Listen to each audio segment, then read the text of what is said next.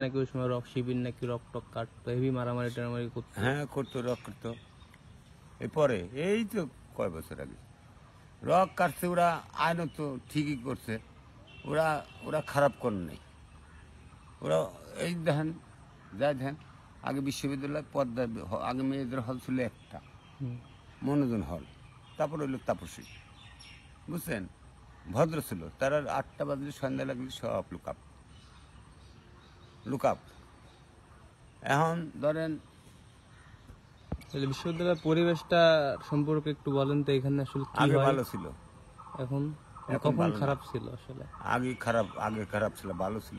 আগে যারা রাজনীতিক তো মুন্নাবাবু, রেজবি, বাদশাহ, এই ফজলুর রহমান বাদশাহ, তারপর এরা, বুঝছেন, মুন্না ছিল, ডাক্তার ভিপি ছিল, এরা খুব ভদ্র ছিল। কারণ আমি যে শুনছি যে আপনার নাকি ওই সময় রক শিবির নাকি রক টক কাটতো, হেভি মারামারি টারামারি করতো। হ্যাঁ করতো, রক করতো।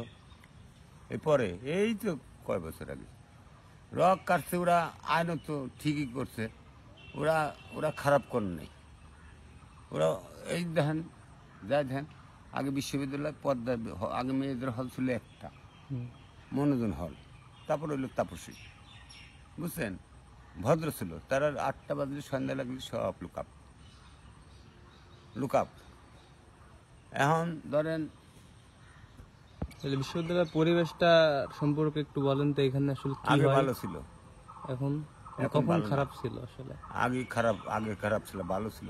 আগে যারা রাজনীতিক তো মুন্নাবাবু, রেজবি, বাদশাহ, এই ফজলুর রহমান বাদশাহ, তারপর এরা, বুঝছেন, মুন্না ছিল, ডাক্তার ভিপি ছিল, এরা খুব ভদ্র ছিল। কারণ আমি যে শুনছি যে আপনার